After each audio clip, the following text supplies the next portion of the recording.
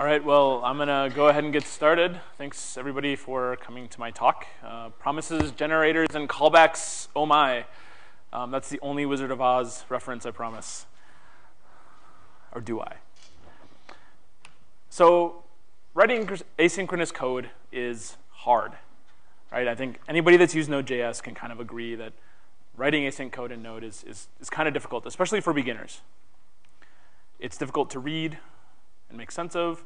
It's difficult to write. It's difficult to maintain. So my name is Mike Frey. I am the organizer of NodeMN here in Minneapolis. We actually operate out of the Sport Engine headquarters where I work. I'm an architect at Sport Engine up in Northeast. We meet the second Tuesday of every month, so come check us out. So why is writing asynchronous code so difficult? Well, it really comes down to composition. You know, when you write code, you're really taking values and you're going from value to value to value to value and mutating it along the way or asking for new values along the way. And with asynchronous code, the composition of those return values and the values that you're getting back out of doing asynchronous operations, you have to compose those in ways, and it becomes difficult to manage as you're kind of flowing through the callback pattern and flowing through your asynchronous code. The same thing with errors. Errors aren't really easy to compose either in Node with the callback method. So today I'm going to explore the kind of three of many patterns for working with asynchronous code. The first one I'm going to go through is callbacks. The second, promises. And the third, generators. So generators are a new ECMAScript 6 thing coming soon. This kind of brings up emotions with developers. They have feelings about, well, callbacks are the right way, or promises are the right way, or whatever, the other thing, this is better. So that is a good opportunity to talk about the goals of this talk. Clearly, these are the goals, right? We're going to pick a winner, right?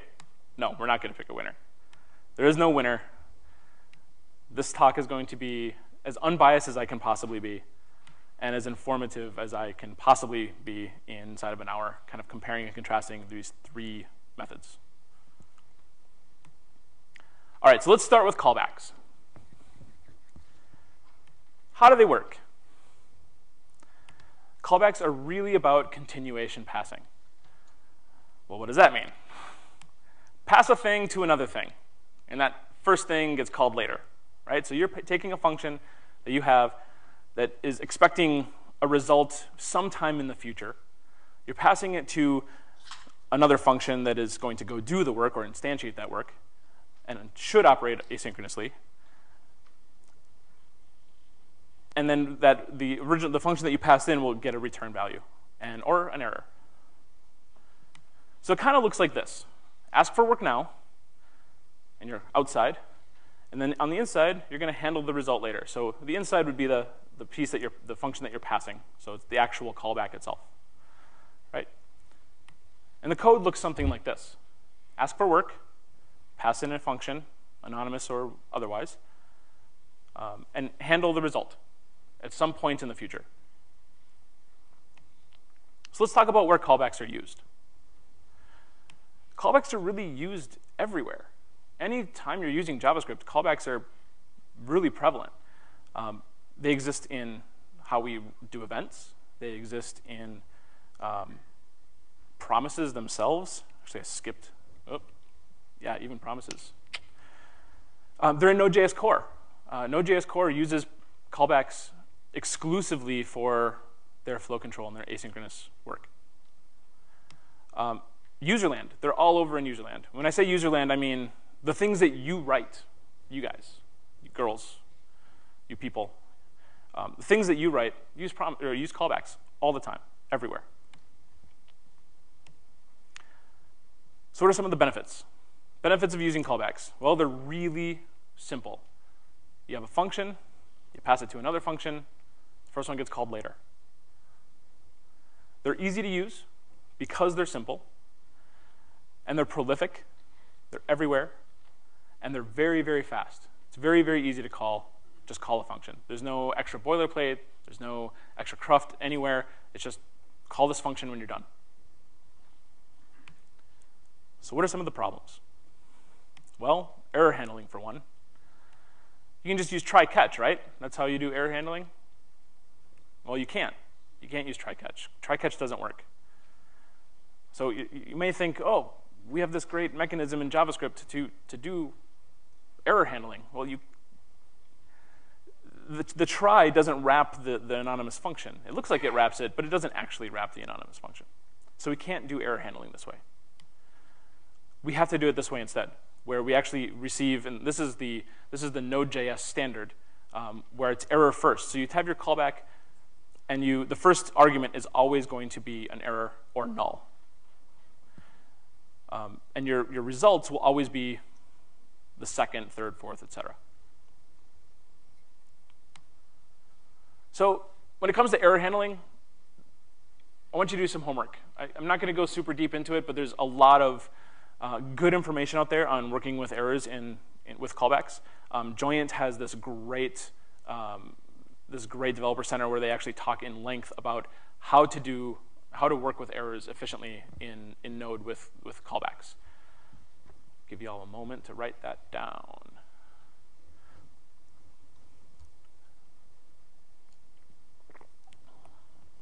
All right, and these slides will be up later too. So if you want to reference this particular thing, you can. So another problem with callbacks is algo. What does that mean? So if you have a piece of API, if you have an API that accepts a callback, and that callback works synchronously sometimes under certain conditions and asynchronously under other conditions, that is considered invoking Zalgo. It's terrible. The dreaded horse lord will come and slaughter you all. It's a joke, lighten up, gosh. It's not real. So any API that works with callbacks should always be asynchronous or synchronous, never both. If it operates in both ways, you can't really be sure of how your code that you're writing against that API is going to operate. So in order to fix this, if it's your own API, you can use process.nextTick inside of Node or setImmediate in the browser to make sure that you're actually waiting for asynchronous work to complete. So if you're just thinking, oh, well, there's no work to do, so I'll just call the callback quick, right? Because maybe you already have the answer or the result, and you don't need to go get it again. Doesn't matter. You should always let the current stack clear by using process.nextTick or setImmediate. Or your function or your API should always do the work synchronously. One or the other. Never both. If you're working with somebody else's API that uses callbacks, and they are invoking Zalgo, there is a module out there in NPM land called dzalgo that will basically do that other step for you. It'll just wrap their API function so that the callback always runs asynchronously. So one of the other big problems with callbacks, and everybody that has worked with Node is probably waiting for this to rear its ugly head, callback hell. So callback hell really actually comes down to a composition problem. I have this thing that I'm doing now, and I'm expecting a result later. So dealing with a single error and a single result from a single callback is actually really easy, right? Makes perfect sense. It's easy to read, easy to write, easy to maintain. But as soon as you start adding additional callbacks to that stack, you end up with something like this, and it gets out of hand really quickly. And now if you want to reorder the operations or like take one of the results and kind of compose it and build it up into a larger result, it becomes more and more difficult. There's this great quote from a blog post that I read while doing research for this talk by Raymond Julien, and I might be butchering his name. But the full quote is, the callback hell argument is weak, as there is nothing in the pattern forcing you to write 10 levels of callbacks nested as anonymous functions in line. But the pattern does make it easy for you as a developer to do so. So it really is kind of an argument of discipline. You as a developer should not be writing this way. But again, beginner developers, new developers, people that are just new to Node or new to asynchronous programming in general may run into this and probably will. So what does callback code look like if you're going to try to avoid callback hell? So we're going from this, right? We have now, later, laterer, laterer, etc. And we want to go to something like this, right? And to do that, we don't want to use anonymous functions and nest them and nest them and nest them. Instead, we should be writing them similar to this, where we have named functions that handle specific callbacks. So you can see here, it's still kind of a continuation passing model where, the result of A invokes B, and the result of B invokes C, and so on. We're still doing that continuation, and it can still be difficult to maintain as a result, but at least we're not dealing with code that kind of gets that evil Christmas tree look, sideways. Another great way to handle callbacks is with the async module. So there's a module called async built by GitHub user Caolan, C-A-O-L-A-N. Async, when I found async, it was like love at first sight for me. It's magical. It does magical things. Think of all the array comprehensions and things that you use with underscore. How many people know what underscore is? Or Lodash? Yeah. So underscore and Lodash for JavaScript developers was a breath of fresh air. Suddenly we have all these functions and these great array comprehensions that exist in languages like Ruby, just kind of out of the box. And now we have this great way to just use them. Underscore is kind of the utility belt of JavaScript, right? Well, async is the exact same thing, except it works on asynchronous code. So it has things like async mapping, serial. It can do it serially. It can do it in parallel. It's fantastic. Here's an example: async waterfall. It takes an array of functions and it just kind of passes the results from the first one into the second one, and the second and the first and second one into the third one, and then at the end you give it a callback that gives you back an error if any of them errored, or a result. So it handles the composition of that error for you. It handles the composition of the results for you. And it's absolutely wonderful and very, very powerful. Highly recommend using it if callbacks are the thing that you want to do. All right, so in review of callbacks, they're simple, right? Easy to use. They're everywhere. But you have to be careful. Otherwise, you can kind of shoot yourself in the foot, especially in the long haul, maintainability-wise. All right, let's talk promises. How do promises work?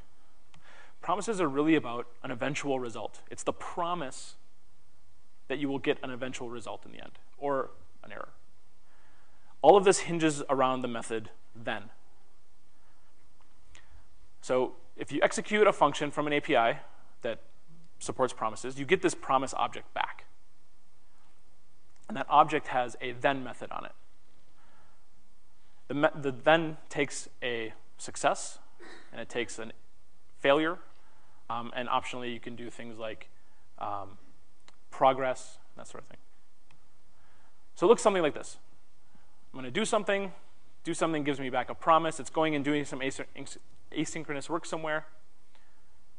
And then if it's successful, it runs one of my callbacks. If it fails, it runs a different callback. So I can handle my success and I can handle my error in two different ways, two different functions.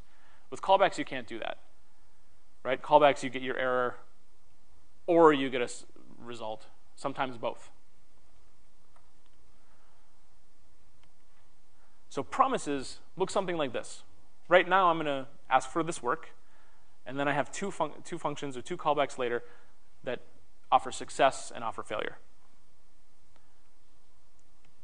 So where are promises used? Well, they're used in jQuery, kind of. And I'll get to that a little more later. Angular uses them. AngularJS uses their own version of Q internally. Ember uses promises with rsvp.js. And in userland, so all the modules that the community has been building, a lot of modules that the community is building have also been using promises.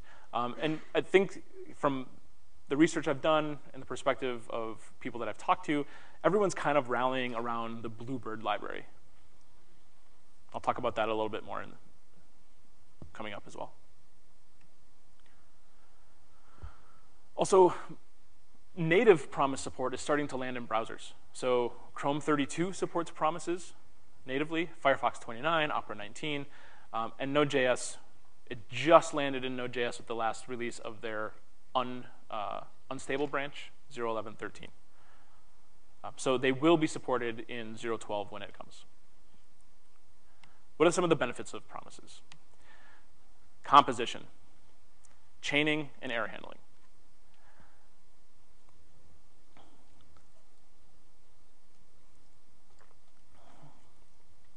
So one great thing about promises is the then function actually returns, it's guaranteed to return a new promise.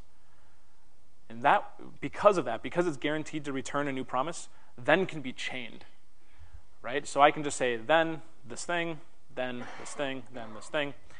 And suddenly, when I'm doing a bunch of serial operations, it looks like this now. So I'm doing now, and handle a success later, and then a later success, and a later success, and a later success, because I can chain those thens. So here's a really kind of trivial example of kind of having a function called add1 that's just taking a number and adding 1 to that number. And it's actually creating a new promise and immediately resolving it. So you'll see that when I'm actually invoking add1, I invoke it with 0. And then I add 1, and then when it's resolved, I add 1. And when it's resolved, I add 1. And in the end, I end up console logging. The result of that ends up being 4 when it's finally console logged. The fact that I can chain this just because this promise is kind of guaranteed is fantastic. And because it's guaranteed, I actually don't need to return a new promise from add 1. I can remove that altogether. I have to have a promise in the beginning, so that's why I've got this new promise that is just resolved with 0 immediately. But then I can just start chaining add 1 onto it in the end. And it runs add 1 and returns it. And if the return value of that is not a promise, then we'll automatically wrap it in a resolved promise. It's fantastic. So another cool thing is rejections bubble. So what does that actually mean, rejections bubble? It means errors bubble. So I can have a promise that asks for, or chains then quite a bit, right? Asks for callback after callback after callback, or asynchronous method after asynchronous thing after asynchronous thing. And if any of them fail at all, I can handle it in one place. So it really kind of composes errors together. So here's an example of that. Let's say I have a bunch of fictitious methods: get speakers, get GitHub users, get public repos, list repos. I can say, get speakers, Midwest.js. It'll return a list of speakers, or actually, it will return a promise. I can then, when that result comes back, pass it into get GitHub users, and then chain on get public repos and chain on list repos. And in the end, I can, my last then, I can pass in a error handler. And if any of those fail in that entire stack, that error handler will be invoked. So what are some of the problems with promises? Promises are slow, right? Who here has experienced slow promises? Mm-hmm. Well, luckily, not all implementations of promises are slow. Bluebird, which I mentioned prior, has been meticulously optimized.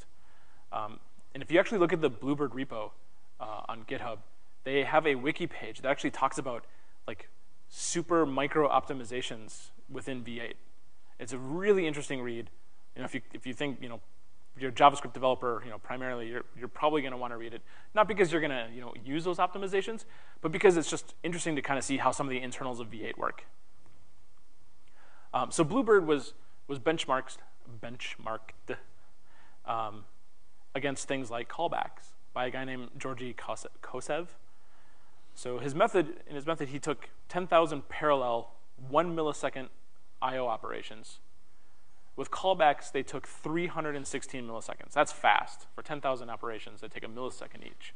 They completed in 316 milliseconds. With Bluebird, it completed in 512. So not even double. It's kind of it's a surprisingly little amount of slowness added for the niceties that promises provide. Another problem with promises is that they're incompatible. There are incompatible proposals and incompatible implementations. So just some of the proposals that exist, there's promise A plus, promise B, promise C, promise KISS, and deferred. Most implementations are promise A plus, including the browser native implementations. So if you're following the promise A plus proposal, you'll be fine. One problem with that is jQuery implements deferred. And there's a number of problems with jQuery's implementation that are very incompatible with promise A+. And members of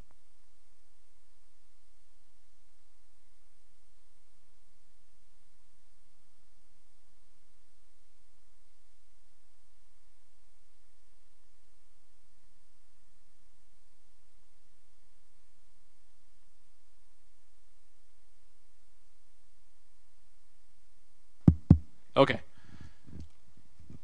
So a member of the jQuery core team said that jQuery isn't going to change the way their deferreds work because of backwards compatibility issues. So for the time being, it is going to be jQuery kind of versus everyone else when it comes to promises.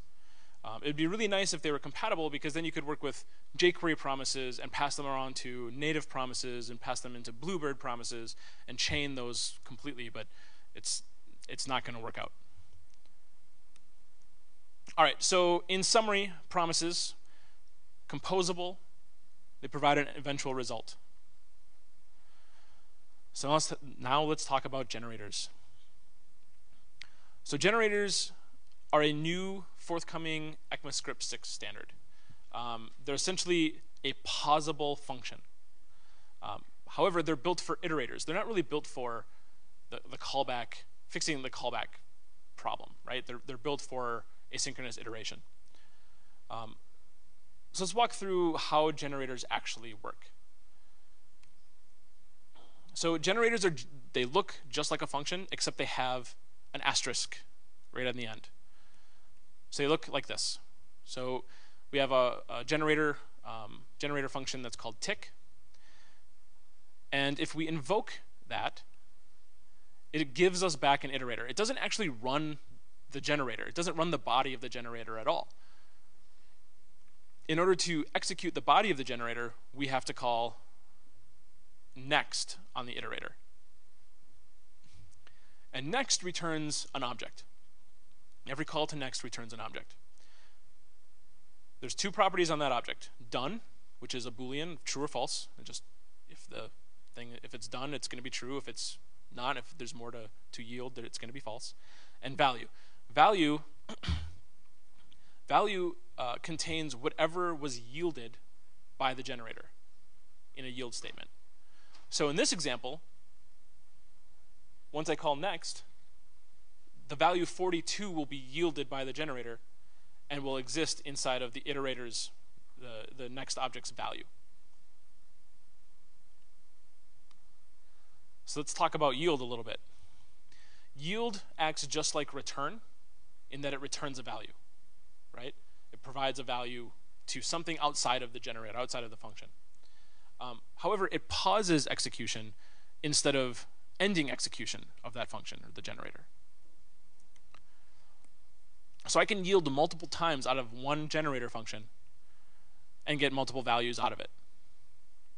And then in the end, done will be true when there's nothing left to execute. So another thing about yield is that if I pass a value into next, into the call to next, that will actually be injected back into the generator by yield. So I can say var x equals yield, and if something is passed into next, that value will be on x. So in this case, I'm running next to begin execution of the generator. Then I call next again with the value 42, that gets put onto x. I call next again with the value 43, and that gets put onto y.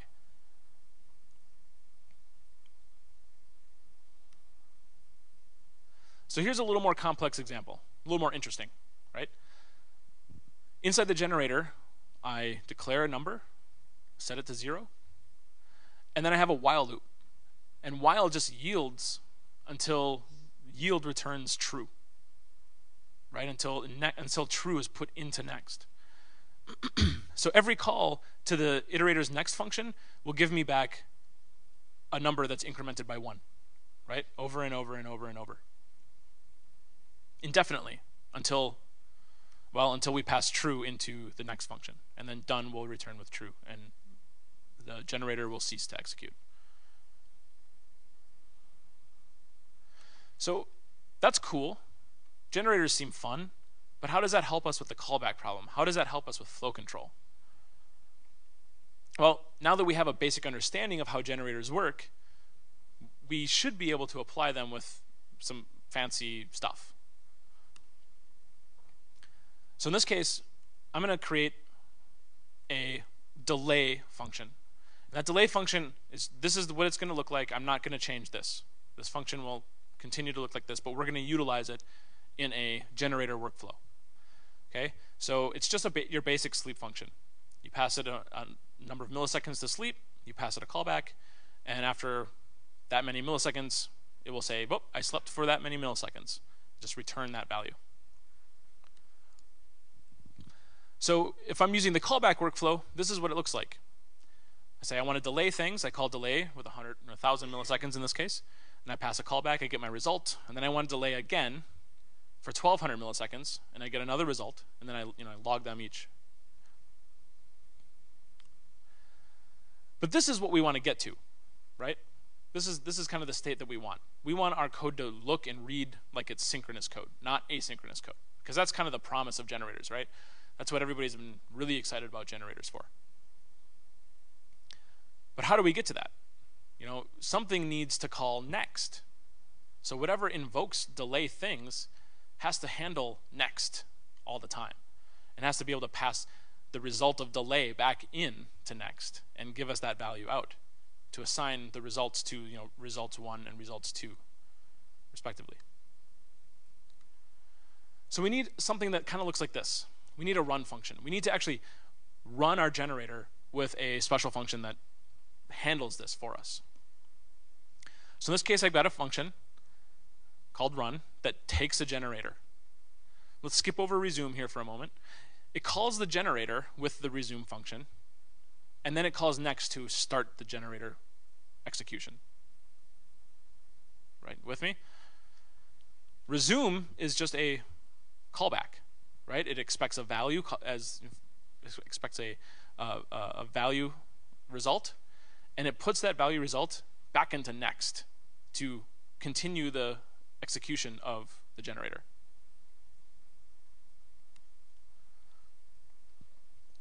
So this is our original delay things. This is what we want to get to. How do we apply it to this? Well, we have to pass resume into our generator, and we have to pass resume into delay, and we have to pass it, and then we have to pass delay things into run to actually invoke the generator and get it running. So in the end, this will end up printing, slept for 1,000 and slept for 1,200. But why do we have to use callbacks? There's just more callbacks. I thought we were getting rid of the callback thing, right? Well, there's this great module called Thunkify. And actually, we can walk through exactly what Thunkify does. It's actually very simple. Any callback that only has, any function that only takes one parameter, which is a callback, can be considered a thunk. So here's a Thunkify implementation. So this is simplified from TJ Holloway-Chuck's Node Thunkify that he uses in several modules. So it uses partial application. So I say I want to thunkify a function. It returns a new function, and then when I call that, it'll partially apply any parameters that I give it, and give me back a thunk. So here's how I use it. I want to use it on delay, right? So delay was my function that took a time and took a callback. So I'm going to thunkify delay. When I do that, I just assign it back to itself, really.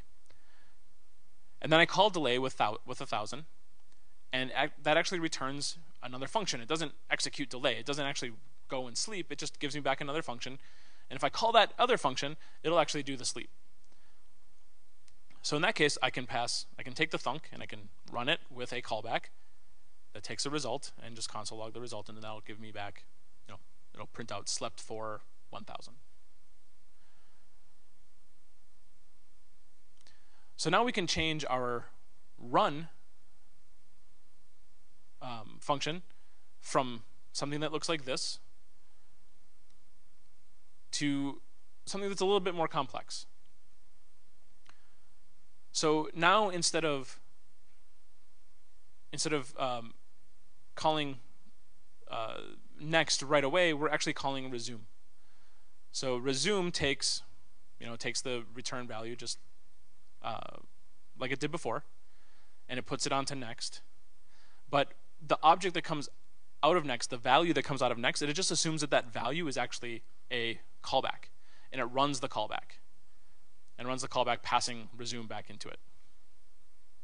So what this allows is it allows us to remove the resume functions from delay things, because delay has been thunkified at this point. So what happens, when we call delay, the thunk is yielded back out to run, and run just assumes that yielded value is again the thunk. So now our code looks synchronous, and it feels synchronous. The only thing that's kind of weird about it is the fact that we have these yield statements in there. So now when we write our code with generators, it looks like this. We're yielding now, and then our generator pauses, and we get the result later. And we can yield then and get something later and later and later. So that run function, it's kind of yucky boilerplate, right? We don't want to write that. We don't want to maintain that. Somebody else has probably done that, right? Yep, somebody else has. Again, TJ Holloway-Chuck wrote a module called co. Co works very, very similar to the run function that I had up here, but it has some additional things that are great about it. Additional benefits. So one of those benefits is that you can yield anything, almost anything to it. It'll handle all sorts of yieldables. It'll handle promises. You can yield thunks. You can yield generators. You can yield arrays of yieldable things or objects containing yieldable things. So a great thing about that is now we have our original code here that delays for 1,000 milliseconds and then delays again for 1,200 milliseconds, and it's a serial operation, right? One thing happens, and when that's done, another thing happens. Well, what if we wanted to do this operation in parallel? With co, we can do that very easily. So we'll delay twice inside of an array, and we'll pass that. Well, then we yield that array. Instead of yielding the individual thunks, we'll yield the array of thunks. And co will handle that nicely. And now these two things are running in parallel. We're yielding once instead of twice. So this execution will actually take about 1,200 milliseconds rather than taking 2,200 milliseconds. Okay, that was a whirlwind set of code, right? Going through generators. Let's talk a little bit more about where they're used. Right now, they're not really used in many places. They're used in co, which is the module I talked about. They're used in coa, also, again, from TJ Hollowaychuk. It's a web framework similar to Express, a little lower level actually than Express, which is surprising. But it allows you to do, web stuff like you would do with Express, except you're using generators instead. So no more callbacks. All of your stuff looks and feels synchronous. It's pretty cool. What about browser support and Node support? Well, they're in Firefox. So any version of Firefox 31 and later, they're available. They're available in Chrome under a flag, under the Harmony flag. They're available in Node unstable under the Harmony flag as well, and Opera as well, because Opera is just Chrome with a different Chrome, right? So what are some of the benefits? Benefits of generators? Well, they feel synchronous, right? So our code doesn't look yucky. We're not dealing with callback hell. There's no Christmas tree of death. Some of the bad things about promises aren't there. And we can use try-catch again. Try-catch works with our generators. So we can wrap stuff, try-catch, and handle errors the way they're kind of meant to be handled within JavaScript. So we're not breaking that paradigm the way that callbacks and promises kind of break it. They help a little bit. Generators are also the new cool, right? Super exciting. It's this like new feature to this language that's kind of felt very stale and stagnant for years and years and years.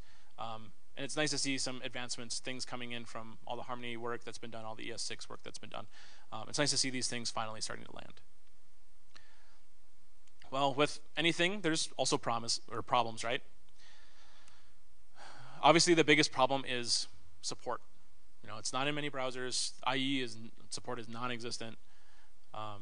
It's not even in a version of Node that people are running in production, really.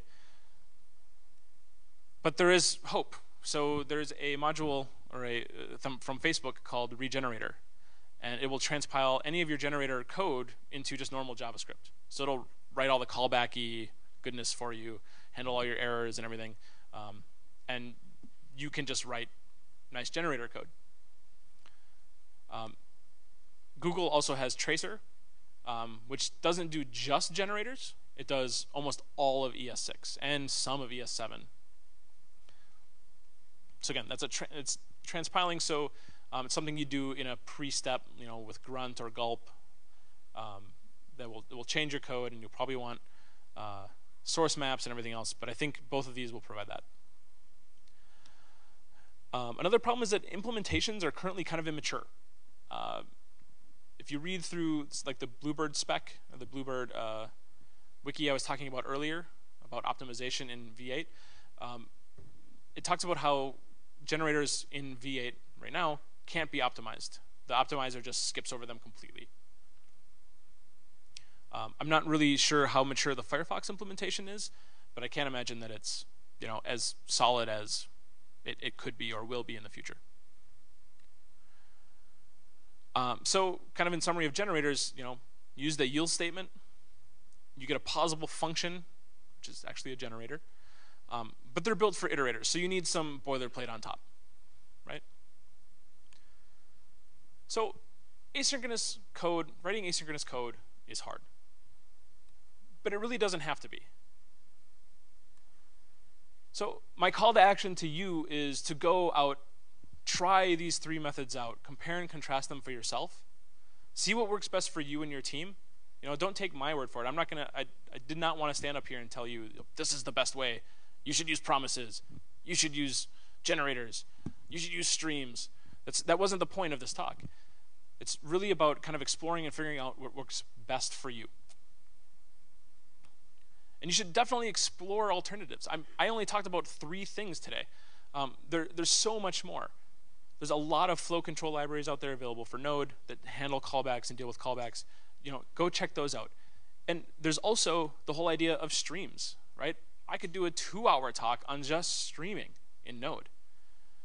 And streaming is available in the browser as well with modules like Highland.js, also from the same author as async. That's all I've got. Thanks for your time. Any questions?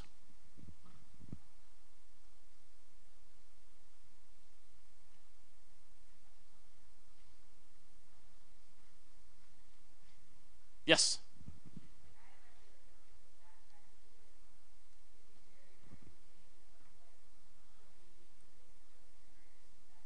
Sure. Am I too far? Yeah. So right here, starting here. That's really it. That's what a generator is. That's all the components of a generator. So again, execution of that generator doesn't start when you run the generator.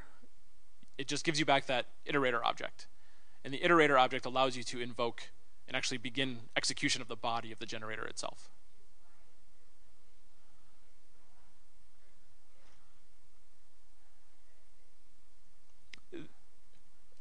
Not really. I don't really understand what you're asking, I guess.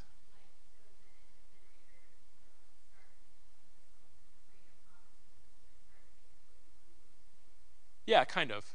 Yeah, it's similar. I guess it's kind of analogous that way, yeah. Any other questions? Yes. Yeah, you do.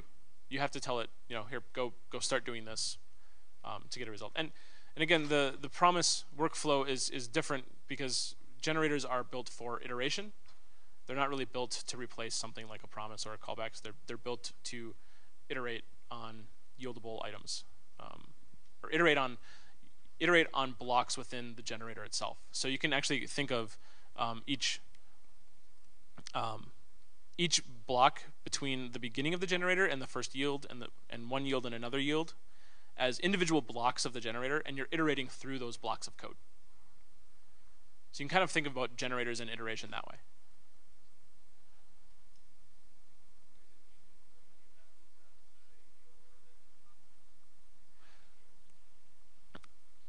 No, because you don't have to do this.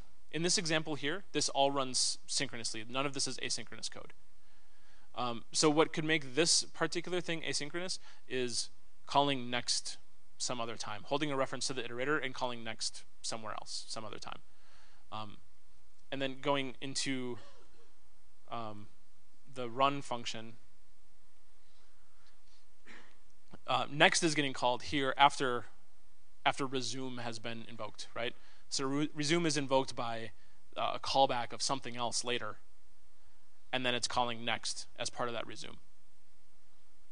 So that's what actually makes this asynchronous. But the original code I showed you for generators is not actually asynchronous. It's very synchronous. It's just using pause. It's just pausing the generator. Yeah.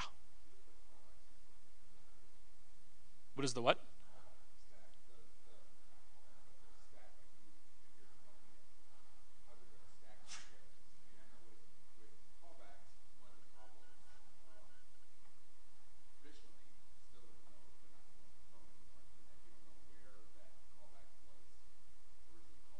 Right.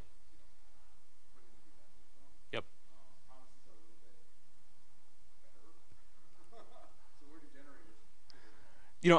So the question was, what does the execution stack or the call stack or the error stack look like with generators compared to promises and callbacks? I don't know. I actually didn't run into any issues when I was debugging the code that I was writing for this. Everything that I've actually shown up here is available in the GitHub repo I'm listing here. Whoops. Oh, no. Yeah, well, it's still on the screen. But all the code that I actually wrote is available in this repository, and will be available in the Midwest.js 2014 repository as well later. But when I was writing the code for this, I didn't actually run into issues where I had to debug the call stack using the call stack. So I don't know. It's a great question though. You should explore that and find out. And then come to Node.mn and talk about it. Yes. Yeah.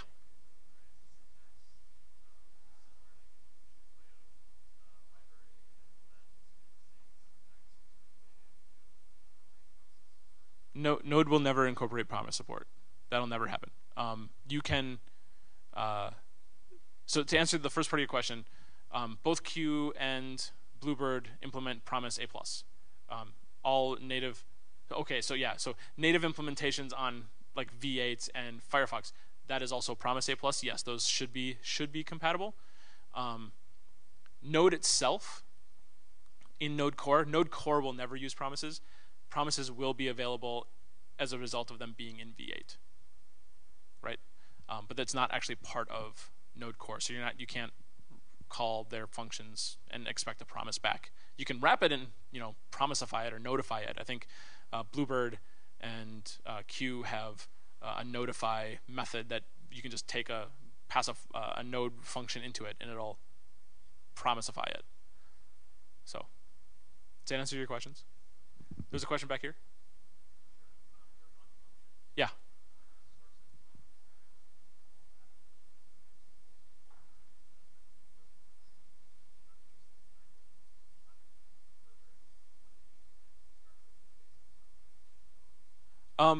So there is, I don't have my references here, they're up there.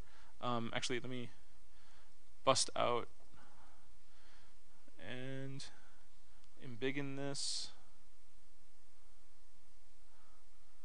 I'm not sure, I don't remember which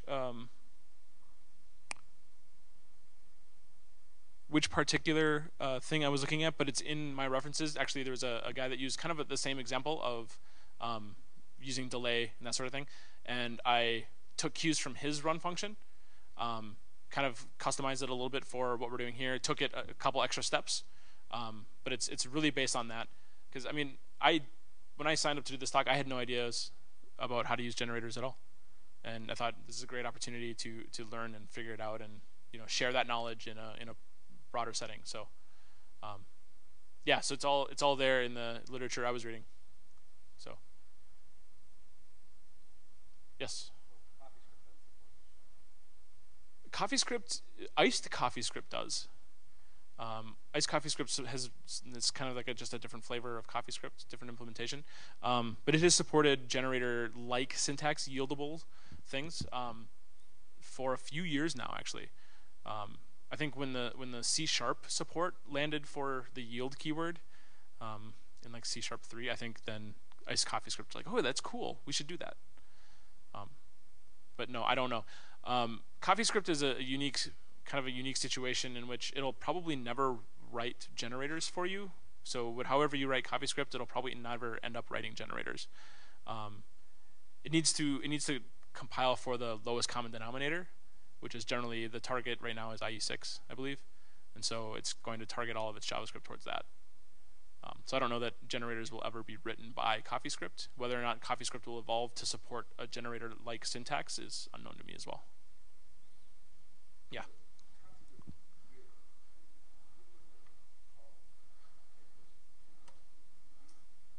Okay.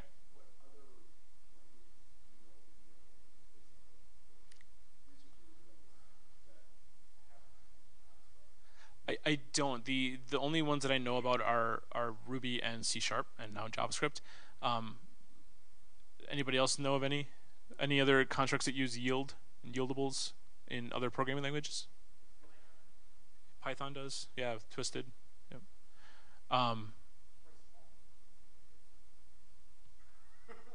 Yeah. I know that the yielding concept works a little differently here than it does in some other languages. I don't know how different though. Any other questions? Okay, well, thanks everybody. Appreciate you coming.